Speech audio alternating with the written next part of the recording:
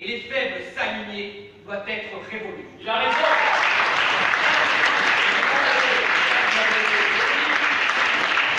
Le multilatéralisme est à bout de souffle et l'ONU est le témoin de sa chute.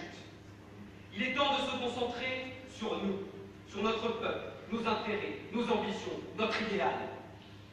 Ainsi, les membres de mon gouvernement, ainsi que moi-même, nous détaillerons les arguments qui conduisent cette motion. Je débuterai en m'attachant à vous démontrer que l'impératif de souveraineté et d'indépendance est mis à mal par l'Organisation des Nations Unies. Je prends votre question après. L'éminent ministre Obama vous démontrera ensuite en quoi l'inégalité règne entre les États au sein de l'ONU.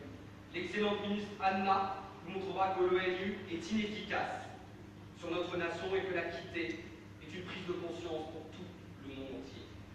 Notre redoutable secrétaire général finira par la synthèse de nos débats. Nous ferons ainsi le constat de l'échec des Nations Unies et traduirons notre volonté de porter la voix de notre pays. Je vous écoute. Monsieur le Premier ministre, en quoi être plus fort nous serait favorable dans un monde en recherche de paix et d'humanisme?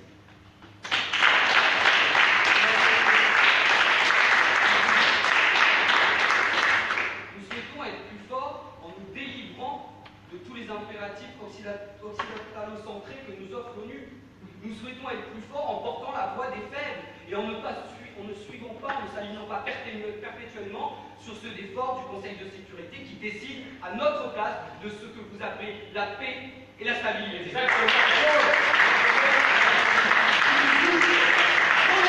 Trop longtemps, nous avons été enfermés dans un cadre trop réduit dans lequel notre voix ne portait plus. Cette belle idée, ce beau projet qu'est l'ONU, nous a empêchés de parler en notre nom sur les sujets qui agitent le monde. Notre souveraineté, c'est notre capacité à parler en notre nom, à dire à notre peuple que nous portons leurs droits sans compromis ni condition. Notre souveraineté, c'est ce qui fait tenir l'État-nation, chère Assemblée, qui lui laisse la liberté de ses actions et de ses décisions. Or, l'ONU aujourd'hui, avec une moralité quasi divine, je demanderai cette question, souhaite nous faire entrer dans un monde que les États puissants ont eux-mêmes défini, car ils sont aujourd'hui les seuls, hélas, à décider. Alors resterons-nous des rescapés, des rejetés? Serons-nous dépassés, ne comprenant plus le monde et n'étant plus compris de lui? Ce gouvernement répond non. Car aujourd'hui, notre voix est noyée parmi tant d'autres. Elle est noyée, lui ôtant son poids réel dans toutes les discussions onusiennes. Et quand la souveraineté se partage, elle finit détruite. Cette souveraineté, principe fondamental pour notre pays. Et les principes sont comme des amarres, des attaches. Quand on les rompt, ils s'élèvent à la manière d'un ballon rempli d'ailleurs, qui monte, donnant l'impression de s'élever vers le ciel, alors qu'il s'élève vers le néant. Il a raison.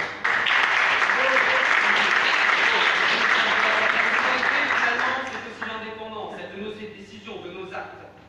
C'est celle d'envoyer une aide humanitaire en Syrie, par exemple, sans attendre des semaines qu'un technocrate nous donne l'autorisation. C'est laisser notre peuple nous dicter ses ambitions, ses attentes.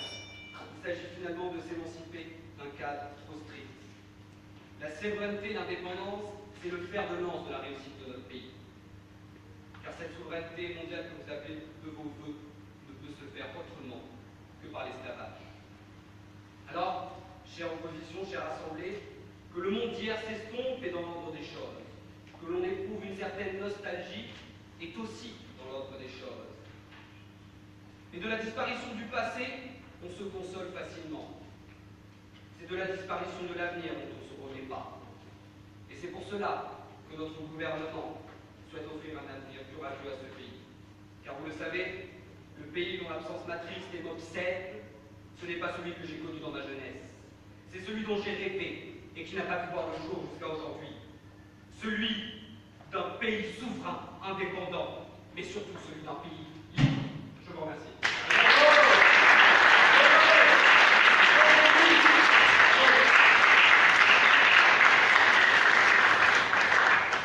Merci, Monsieur le Ministre.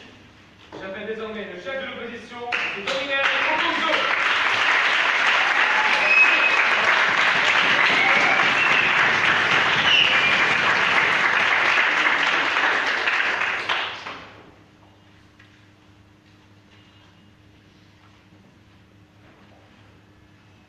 Monsieur le Président, chers collègues de l'opposition, Mesdames, Messieurs du gouvernement, Mesdames, Messieurs du jury, auguste assemblée, c'est avec un respect et une considération énorme que je vous salue aujourd'hui. Ce gouvernement se retirerait de l'ONU. Alors, une précision, notre gouvernement n'est pas fou. Et l'opposition est ravie de le savoir. Il n'est pas fou dans la mesure où il a pris le temps de relever les problèmes auxquels notre État fait face. Et il a voulu trouver une solution. Nous ne sommes pas contre le fait que le gouvernement veuille rendre notre État plus fort. Nous sommes contre la décision qui est prise, celle du retrait des Nations Unies.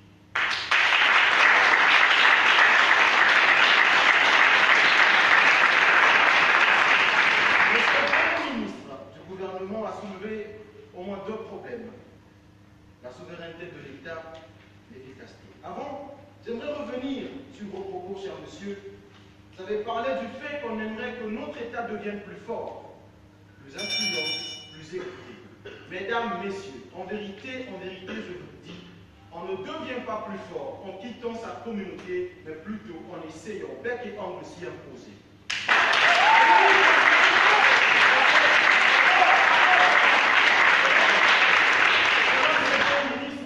L'ONU est inefficace.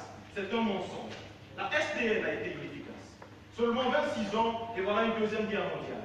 Mais depuis la création de l'ONU, 73 ans déjà, aucune guerre, rien à l'horizon pour dire que le travail fait par l'ONU est un travail efficace. La souveraineté de l'État, mesdames et messieurs. Déjà, je vous annonce que dans ce débat, en sa qualité de député de ce Parlement, notre cher Mathieu Amara ne démontrerait pas A plus B que la souveraineté de l'État n'est pas menacée par l'ONU. L'ONU n'est pas un problème pour la politique de notre État. En ce sens que l'ONU ne gouverne aucun État, l'ONU accompagne les États membres.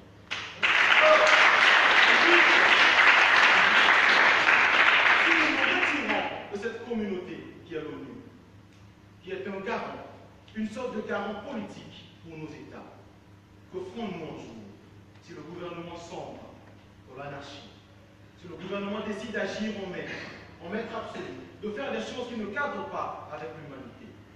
L'ONU est là justement pour cela, non pas pour dire faites ceci.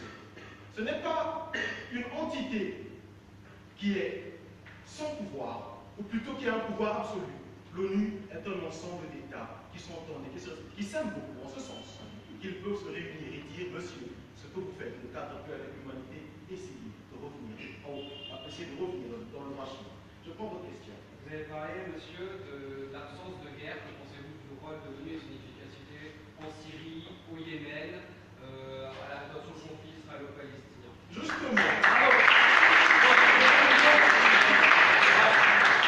Justement, ce qui se passe en Syrie est désastreux. Les gens y meurent. Les gens y meurent chaque jour. Et c'est grâce aux organismes de l'ONU que certains sont sauvés à travers l'aide humanitaire.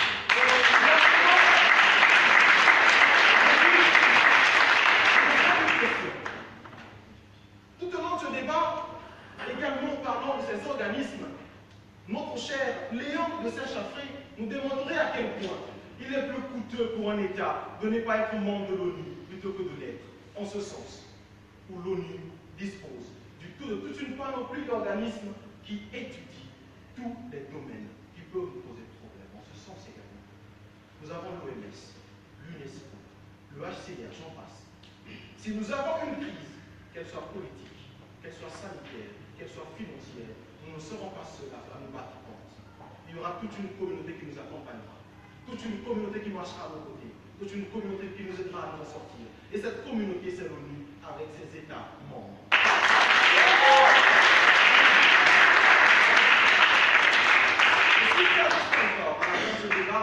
S'il persiste encore des ans d'ombre, s'il y a encore des choses qui n'ont pas été comprises, notre chère Laetitia Rachel, avec une synthèse en bonne et due forme, nous fera une sorte de résumé pour être sûr que personne ne quitte ce Parlement avec les idées qui sont floues. Pour ma part, l'opposition ne s'oppose pas à cette décision parce que nous nous appelons opposants. Non, ce n'est pas un travail de s'opposer à tout, de nous opposer à tout et à rien. Nous nous opposons contre cette décision parce qu'elle est inefficace. Qu'est-ce que l'évolution? On évolue lorsqu'on passe d'un point A à un point B et non quand on remplace le 1 par le 2. On évolue lorsqu'on résout un problème pour passer à un autre. Et justement, mesdames et messieurs, nous devons évoluer. C'est vrai, il y a des problèmes. Nous devons résoudre ces problèmes. Et c'est pour cela que nous proposons, au lieu du retrait, pour faire de l'ONU, non pas un ennemi, mais un allié, nous proposons que cet État adopte le principe de dualisme. Celui qui fait en sorte que le Parlement devienne maître de tout ce qui est fait. L'exemple parfait est le principe de la souveraineté du Parlement britannique, qui ne permet à aucune loi internationale de s'appliquer sur le droit public interne du pays tant qu'une loi interne élue et votée par le Parlement n'a pas autorisé ça.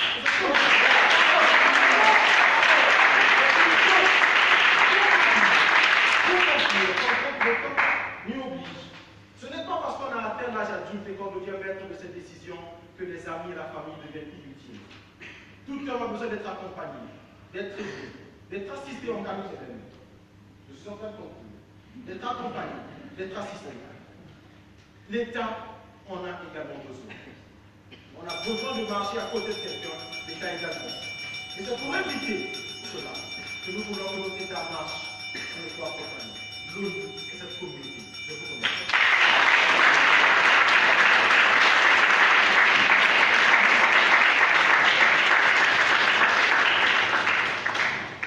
Merci, monsieur le député. J'appelle désormais la deuxième ministre du gouvernement, madame Eda Touama.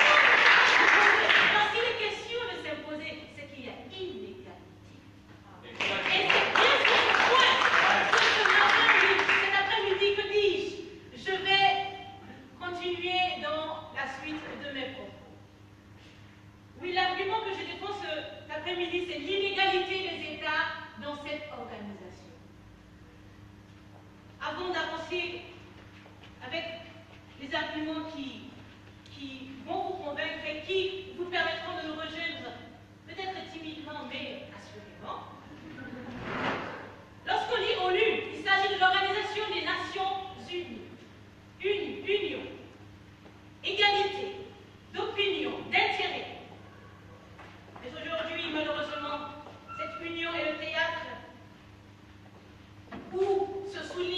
inégalité. Inégalité décisionnelle, inégalité économique, inégalité dans la priorisation de la gestion des problèmes que nous rencontrons.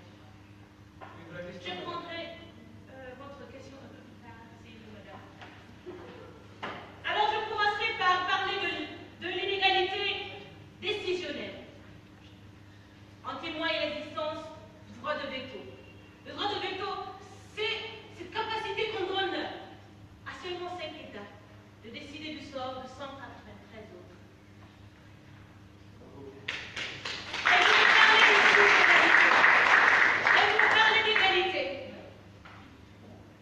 Alors, ce serait dire que s'il y a une décision à prendre pour le bien de notre nation, et que par nos actions passées, nous nous sommes fait des ennemis parmi ces 5, je vous assure, chers concitoyennes, chers concitoyens, même si le gouvernement voudrait des actions pour votre bien, à cause de ce droit de veto, à cause du droit qu'on donne à 5 États de décider de votre avenir, nous serons malheureux. Voilà, Je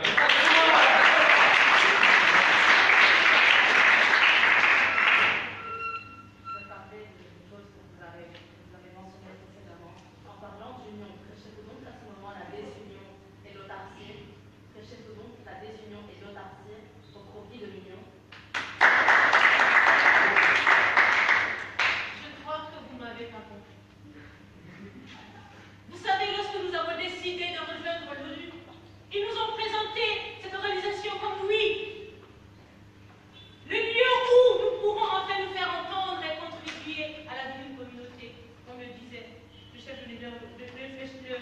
de l'opposition. Mais madame, lorsque nous avons rejoint cette prétendue union, nous nous sommes rendus compte qu'il ne s'agissait pas d'union, mais d'inégalité.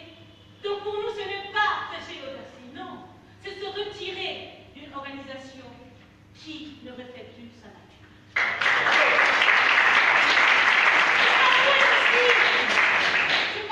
S'il vous plaît, je ne pourrais pas prendre de questions. Il faut que je vous apprenne des choses sur le niveau.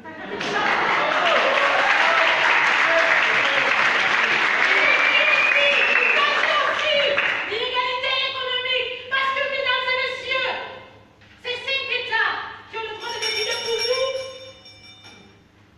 font partie des 12 premières puissances économiques. Je citerai rapidement les États-Unis en premier lieu lorsqu'il s'agit de PIB, puis la Chine, en 5e position les Royaumes-Unis, 6e la France, 12e la Russie, avec des PIB qui sont au-delà du millième, de milliards de dollars, et nous, 400 milliards de dollars. Nous ne prendrons pas compte de notre opinion. Non. C'est la jungle, oui. Mesdames et messieurs, c'est le fort contre les petits. Et nous sommes trop petits. voilà.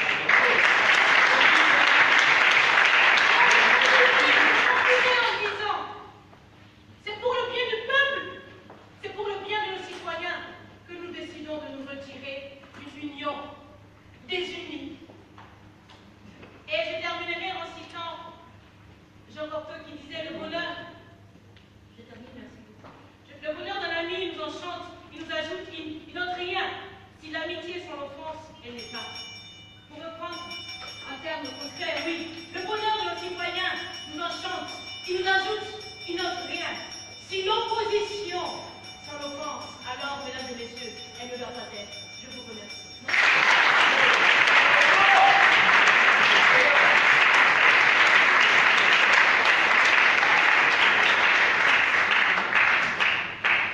Merci, Madame la Ministre. J'appelle désormais devant l'Assemblée.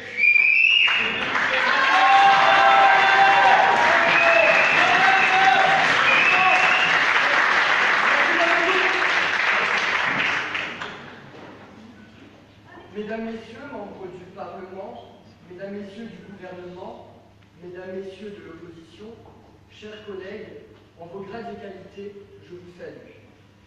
Alors, Madame la Ministre, vous nous aviez dit que l'union, c'était l'égalité. Alors, à mon tour, laissez-moi également vous apprendre des choses. Madame la Ministre, vous avez parlé d'inégalité. Mais s'il n'y a pas de réussite facile, il n'y a pas non plus d'échec définitif. Madame la ministre, ne pensez-vous donc pas qu'il nous serait plus profitable de traiter les problèmes ensemble plutôt que seuls?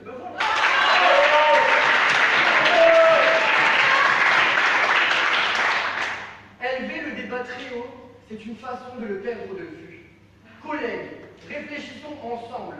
Nous ne sommes pas ici pour entretenir entre nous une dualité, mais pour rassembler. Nous ne sommes pas ici pour défendre une étiquette politique, mais l'idée juste. Les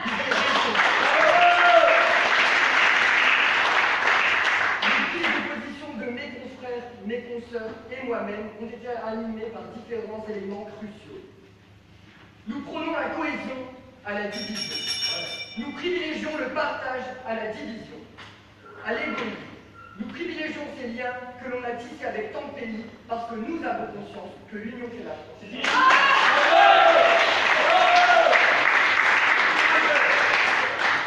prendrai une question dans quelques instants. Dans ce sens, notre souhait de continuer avec l'ONU, avec nos voisins, c'est surtout la volonté de préserver une stabilité politique. Nous parlions d'exemple tout à l'heure, de la Syrie. Vous savez combien la vie est singulière et changeante. Qui vous dit que demain, les bombes ne frapperont pas à vos portes? Qui vous dit que demain, vos enfants n'auront pas...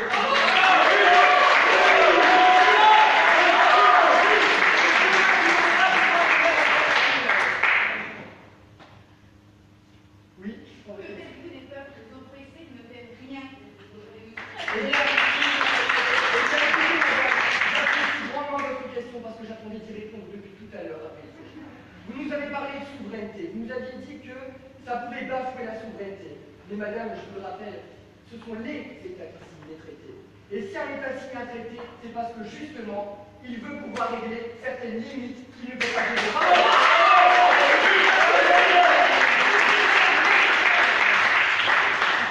L'ONU est un point fort pour la diplomatie. Je vous rassure, je vous remercie, je ne vous prendrai plus de questions. Tant qu'on discute, on ne se fait pas la guerre. La preuve en est. Je vous rappelle à juste titre que tous les États du monde ne font pas partie de l'ONU. Sa signature et sa ratification sont libres et elle n'est donc ni une prison, ni une contrainte. Voilà. Nous savons très bien que le droit communautaire est une illusion et le Brexit en est l'exemple. Bien au contraire, par le biais de l'ONU et d'organisations internationales, énormément d'États fragiles ont été sauvés. Pour ce faire, je vous invite à consulter les travaux de Béatrice Hibou sur la thèse du redéploiement de l'État et du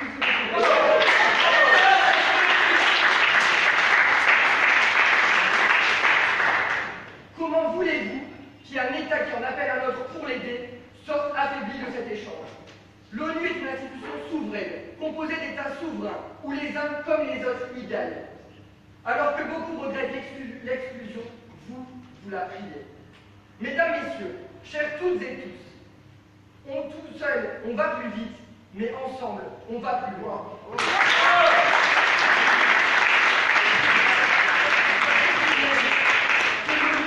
C'est une maman. Vous n'avez pas toujours été d'accord avec votre maman, mais pourtant, je suis sûr qu'elle leur est bien utile.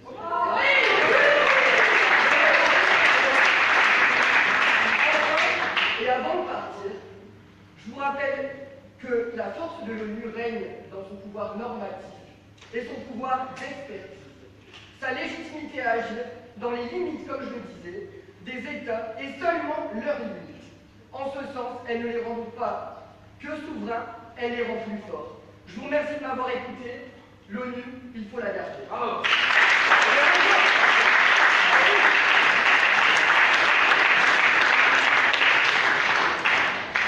Merci, M. Amara. J'appelle désormais la troisième ministre du gouvernement, Mme Lorraine Hanna.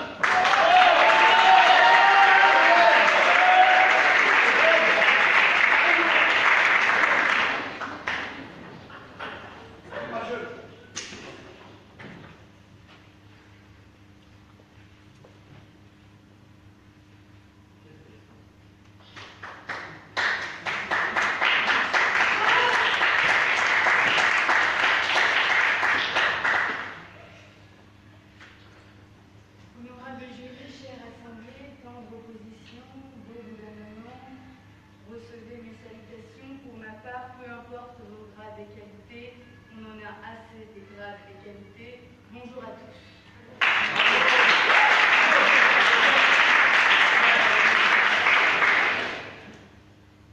Pour répondre un peu à ce qui m'a précédé, la décision de retrait des Nations Unies est ce qui nous rendra, non pas uniquement nous, États, plus forts, mais également le monde entier plus fort. Notre opposition ferme les yeux et nous leur rendrons la vue. C'est ou de la naïveté ou de la malhonnêteté de venir au public, de se tenir devant vous, assemblés, et de se dire que les Nations Unies servent au peuple opprimé.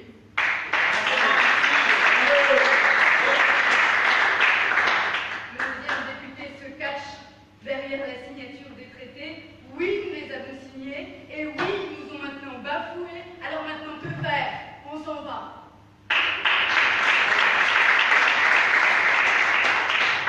Pour ma part, je me dois de vous démontrer que l'ONU est inefficace pour notre nation et que la quitter est une prise de conscience pour notre monde. Mesdames, Messieurs, il n'est pas d'organisation internationale plus controversée que celle de l'ONU. Vous l'aurez compris, à l'ONU, voir la paix est étrange tant qu'il y a un veto qui dérange.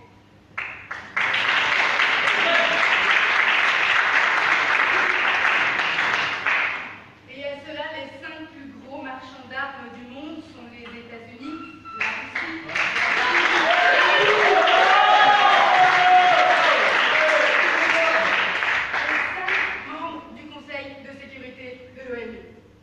je prends le texte. Madame, qui avait ces peurs pour ces traités? N'avons jamais entendu parler du principe d'inopposabilité?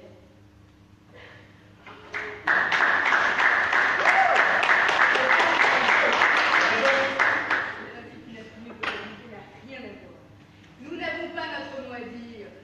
Nous sommes juste soumis au veto des autres.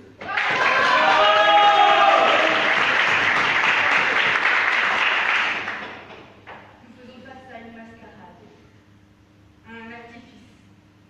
Les nations, je ne prendrai plus question, les nations sont unies, nous dit-on. Mais mesdames, messieurs, entendez-moi bien. Force est de constater que les nations ne seront unies que lorsqu'il n'existera plus aucune violence sur terre, plus aucune ressource pétrolière, aucune religion, aucune tyrannie, aucun peuple oppressé. Bref, quand tout ira bien. Oui, quand tout ira bien, là les nations seront unies. Les nations ne seront jamais unies pour régler les problèmes, jamais unies pour faire face au massacre des peuples. Les casques bleus n'ont d'utilité que leur présence, leur sourire et leur soi-disant espoir. Pensez-vous réellement que ce sont les casques bleus qui maintiennent la paix en Centrafrique? Pensez-vous réellement que ce sont les casques bleus qui maintiennent la paix entre le Liban et Israël?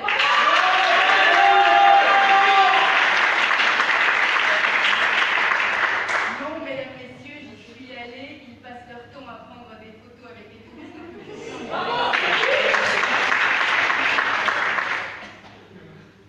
20 résolutions contre Israël, oui, où est le résultat? Nous ne vivons pas dans le monde de Barbie, chère opposition. Pas de respect des résolutions et même pas de fonction. Quelle est notre place là-dedans? Qu'est-ce qu'on doit faire alors? Rester, espérer avec eux? Puisque personne ne réagit à notre gouvernement, nous décidons de le faire et le monde entier nous en sera reconnaissant. Nous sommes pour la paix, pour les organisations internationales, mais efficaces, pas celles dans lesquelles nous nous faisons écraser sans réagir. Encore Jérusalem qui se retire sans aucune approbation, les États-Unis qui en sont à l'ouvrage et l'ONU. Nous ne sommes pas d'accord. Oui, nous non plus, nous ne sommes pas d'accord. Que faire de nos familles, de nos enfants, mesdames, messieurs? Se retirer, c'est résister. La voilà notre prise de conscience. Nous refusons de nous soumettre. L'ONU, mesdames, messieurs, est un miroir grandissant de l'opinion internationale, qui reflète jusqu'à l'excès les espoirs, les angoisses et les malheurs des peuples. C'est en formant malheureusement le constat alarmant qui dit que l'ONU ne nous a jamais aidés que je vous le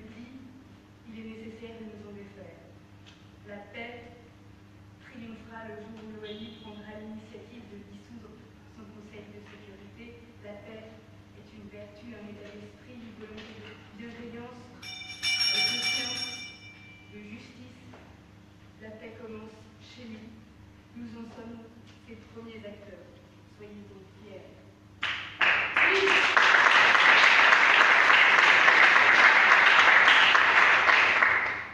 Cessez de faire boiter la paix et courir la guerre pour l'humanité. Votez cette motion.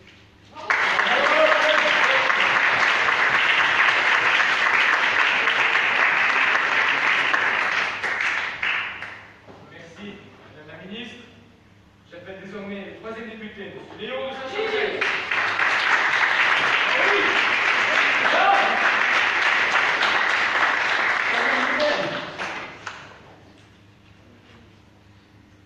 Chère Assemblée, honorables membres du jury, et chers confrères et sœurs de l'opposition, du gouvernement, bonsoir. Je vous remercie du temps de parole que vous m'accordez. Mesdames et messieurs du Conseil des ministres, quel égoïsme, quel égocentrisme de vouloir sortir de l'organisation mondiale qui nous a épaulés pendant tant d'années. Monsieur le Premier ministre, je vous interrogeais, excusez-moi, sur la recherche de paix et d'humanisme, et j'espérais au fond que vous nous répondiez que nous souhaitions accomplir de grandes choses sans recherche de trophées, de reconnaissance et par humilité.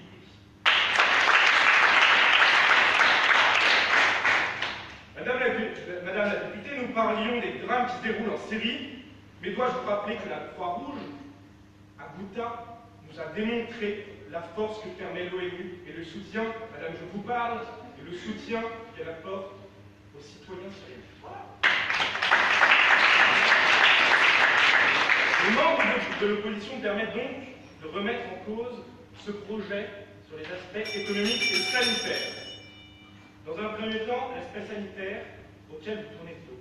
Laissez-moi vous rappeler que l'OMS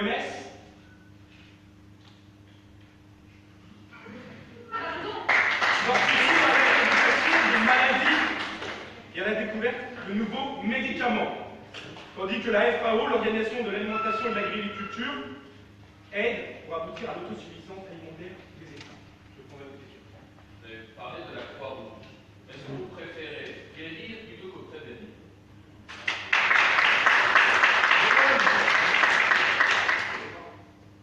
Nous pouvons en discuter longtemps, mais je vais répondre simplement. Le conflit est là, il faut agir au plus vite. L'organisation finance du mieux qu'elle peut et vous souhaitez retirer ses financements, mais nous le faisons quand même en attendant. Nous aidons du mieux que nous pouvons. Et je vous rappellerai donc le principe d'opposabilité. Les organisations, qu'elles le souhaitent ou non, ont le droit d'être aidées par la Croix-Rouge. Par ailleurs, le commissariat pour les réfugiés protège ainsi plus de 12 millions de personnes, tandis que l'UNESCO permet l'accès à l'éducation à de nombreux individus. À combien d'enfants refusez-vous de tendre la main?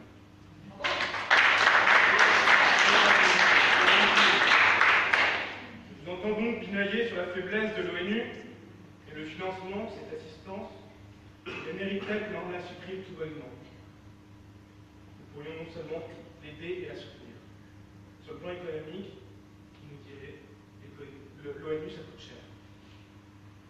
L'opposition rétorquera non. Les 22% du financement de l'ONU, partagé entre les 192 États, puisque les États-Unis financent 78% du projet, ne représente rien pour nous.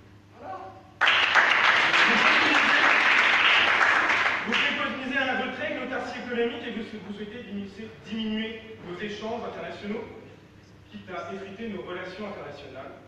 Là, je vous rappelle le but économique de l'organisation. Madame, monsieur, le Fonds monétaire international et la Banque mondiale, je ne parle pas de question, aident et protègent les pays en voie de développement. Et vous souhaitez vous résigner à cela. L'ONU recommande aux pays riches d'accorder 1%, un pauvre pourcent, un modeste pourcent, qui est non négligeable pour les pays désireux. La sortie de l'ONU que vous préconisez est à la fois un effet de refus pour les nécessiteux et un risque de sanctions économiques, d'embargo ou un manque de financement pour notre pays. Alors je vous le dis, ça serait un gouffre faramineux et inconsidéré d'organiser la sortie de l'ONU. Quel désastre! Je vous en renvoie à votre responsabilité. Je vois qu'il n'y a pas beaucoup de questions, que notre contre-projet nous va. Vous les avons déjà convaincus.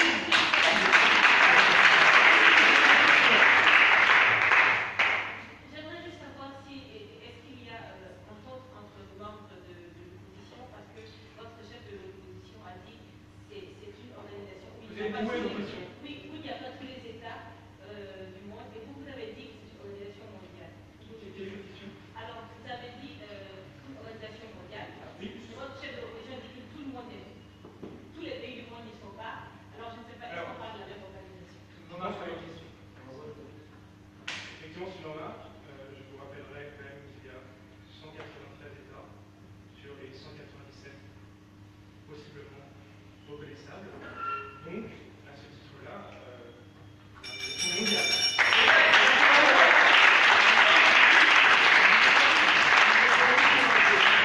C'est clair et précis. C'est désastreux de voir que vous ne les connaissez pas. Mais j'en appelle à votre humanisme. Et par ailleurs, le fondement et le pilier de cette organisation internationale, ne rejetez pas ce projet, cher ministre, chère Assemblée. Notre culture et notre développement, au même titre que le bonheur, ça se partage.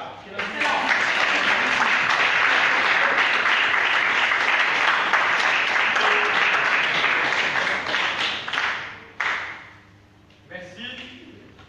J'appelle désormais le secrétaire général du gouvernement.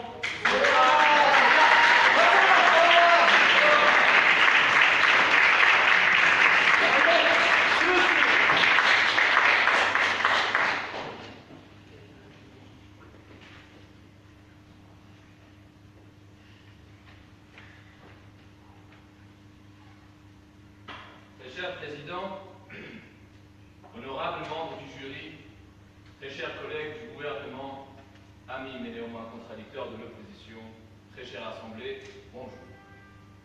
Gouverner, c'est choisir, disait Pierre Mendès France. Et le gouvernement, aujourd'hui, face à vous, a décidé d'agir. Le gouvernement a choisi la voie du courage et de l'indépendance nationale, tandis qu'une fois de plus l'opposition a choisi la voie de la lâcheté, de la servitude. Il m'appartient alors de confronter les différents arguments et l'excellent Premier ministre nous a expliqué à quel point l'Organisation des Nations Unies mettait en danger notre souveraineté et notre indépendance nationale. Alors, l'opposition nous a chanté les louanges de l'ONU en nous parlant de concert des nations, en somme, un monde de bisounours. On nous dit qu'il s'agit de Nations Unies. Je vous dirais que certains sont plus unis que d'autres. On peut parler d'État public, mais certains sont plus égaux que d'autres. On peut parler d'État souverain, mais certains sont bien plus souverains que d'autres.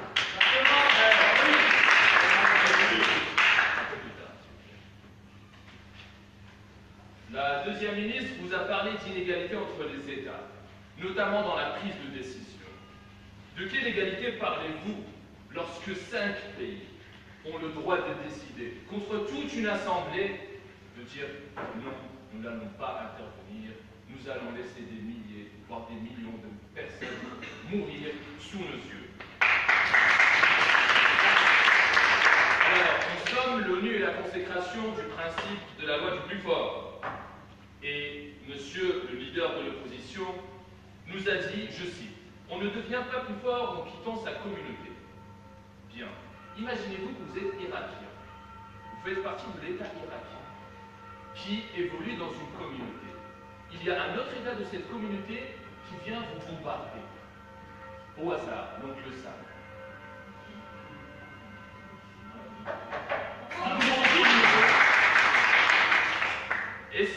Est-ce ceci la définition que nous donnons à la communauté? Celle qui regarde et qui dit « Allez-y, frappez un peu plus fort » ou « Pardon, allez-y un peu plus doucement, plus discrètement peut-être ». frapper où vous voulez, vous serez toujours impunis.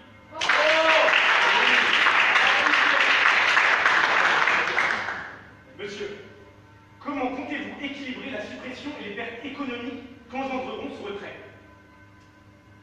Monsieur le cabinet, c'est très confortable, vous pouvez vous rasseoir. Alors, il s'agit là d'une organisation politique et diplomatique. De quelle économie parlez-vous? De quelle retombée économique parlez-vous? Vous avez parlé, le deuxième membre de l'opposition nous a parlé de dualisme. Le premier, pardon, nous a parlé de dualisme, selon lequel le Parlement autorise une loi internationale à chaque fois qu'elle est signée avant qu'elle s'applique. Très bien. Sauf que ce vote n'intervient pas à chaque résolution de l'ONU.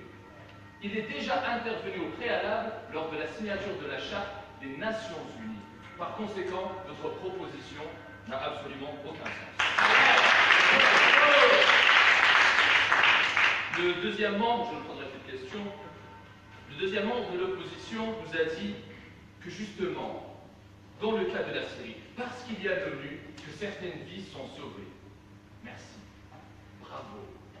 L'ONU est donc l'instrument de la paix tardive. C'est ce qui vient une fois que les morts sont morts et se reposent en paix.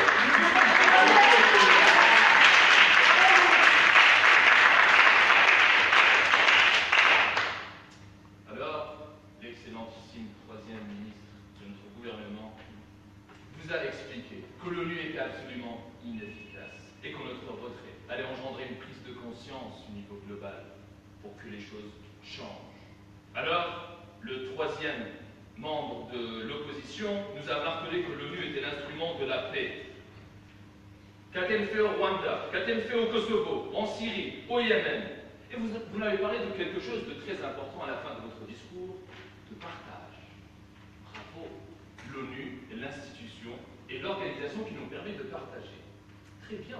Lorsque les 5 membres du Conseil de sécurité sont les plus grands producteurs d'armes dans le monde, dans ce partage, est-ce que vous incluez des kalachnikovs? Est-ce que vous incluez du phosphore blanc? Est-ce que vous incluez des rafales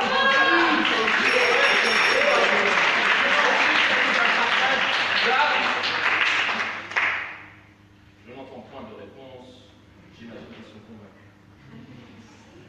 Alors, on a essayé de nous faire peur en disant que nous allions vers l'autarcie, vers l'isolement.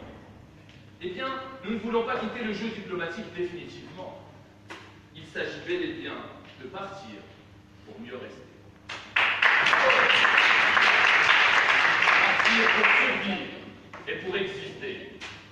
Alors, je répéterai à l'opposition, il est toujours plus facile de s'opposer que de proposer. Alors, osons le courage de l'indépendance de notre nation. Osons la liberté de notre nation. Et soudainement, une pensée me traverse l'esprit. Elle nous vient de Victor Hugo.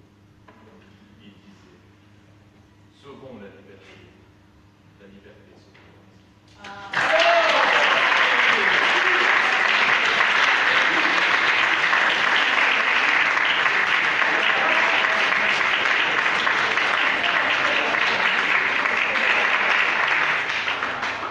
Merci beaucoup, monsieur le ministre. J'appelle désormais celle qui conclut ce débat, Madame Laetitia Alèche.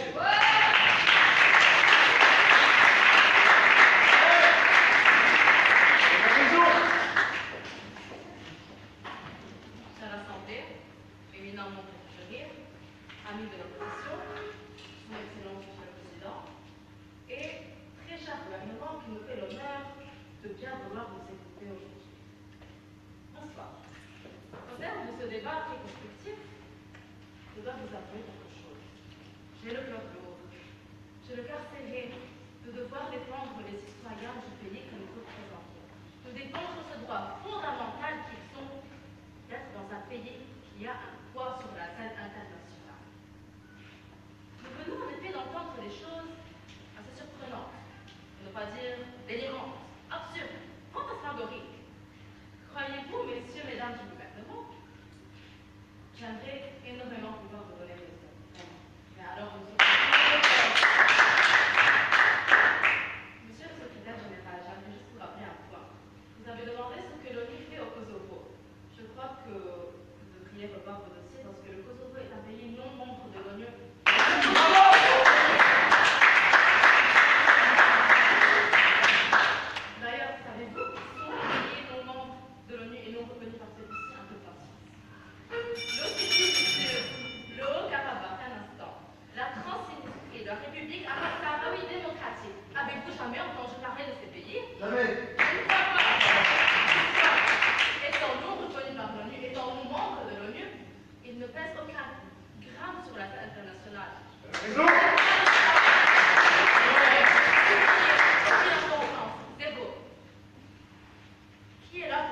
protéger de l'esclavage, qui est là pour les protéger des crimes de guerre, qui est là pour les protéger de tout ça. Personne. Vous avez parlé du Kosovo. Vous avez dit nous ne sommes pas intervenus parce qu'ils ne sont pas membres. La différence entre membres de l'ONU et non membres est-elle la même différence entre être humain et barbare?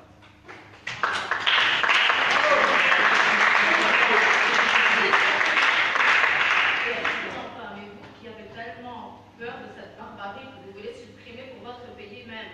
Alors pourquoi la révolution? J'aimerais vous rappeler, Monsieur le Premier ministre, que ces 5 pays qui ont le droit de veto, qui vous font tellement peur, n'ont pas l'air de vous gêner quant au financement de l'organisation, n'ont pas l'air de vous gêner quant au financement. Les États-Unis financent 78% du budget de l'ONU. C'est à partir de là qu'ils ont fondé le FMI, la Banque mondiale. Madame la deuxième ministre, vous avez précisé que nous sommes dans un pays en voie de développement. Que faites-vous de la beurre? Que faites-vous qui vous aide à avancer tous les jours? Qu'en faites-vous? Bien. On peut agir, en fait, sans l'accord de l'ONU à titre personnel, vous qui voulez envoyer des aides en Syrie. Vous pouvez le faire, bien ne vous y empêche. Mais en cas de guerre dans notre pays, je pense bien que nous aimerions recevoir des aides également. Monsieur le député, Okozo, vous a précisé que l'ONU est là pour régler des crises en premier lieu. Parlons un peu du conflit israélo-palestinien, du conflit syrien. Mais exactement, ces conflits-là auraient pu se transformer en des éléments déclencheurs d'une guerre mondiale. C'est l'assassinat d'un prince héritier a causé la Première Guerre mondiale. Alors croyez-moi, cette guerre qui fait rage en Syrie aurait pu l'être également. Et c'est exactement grâce à des organismes comme l'ONU que nous avons évité tout cela.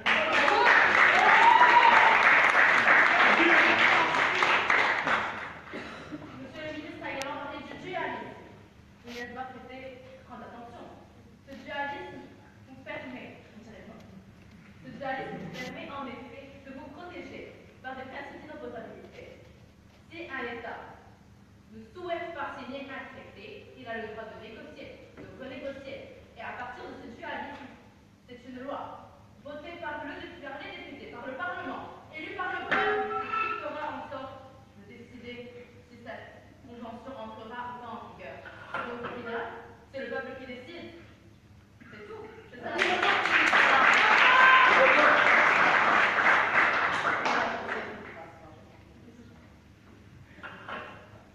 De même, Madame la Facilité, vous avez dit que l'ONU ne reflète plus sa nature. Mais le droit de veto est à la base de l'organisation. Si l'ONU ne reflète plus cette nature, pourquoi être entré dans l'organisation dès le début? L'intérêt général de votre pays, un intérêt que vous avez apparemment oublié. Triste mais vrai. Monsieur Amara, ici présent, vous a dit qu'ensemble, c'est toujours mieux qu'être seul. Et il a raison. Oui, l'organisation souveraine qui a pour but de rassembler les États souverains eux-mêmes. Et ils seront sujets au droit international. Et c'est de cette façon que nous pourrons régir le monde ensemble, pour un monde plus fort, pour un pays plus fort et pour des citoyens indépendants.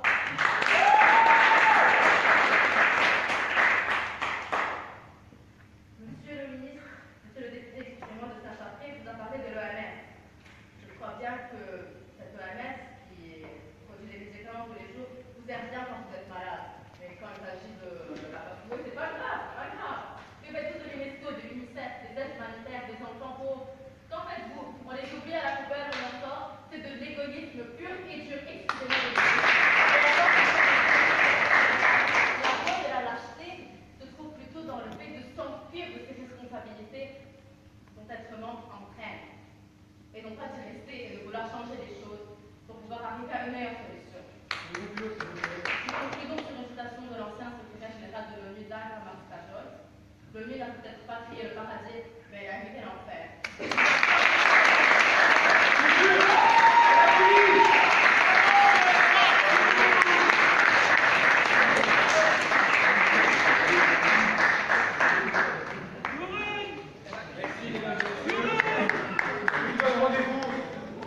dans 25 minutes pour la délibération.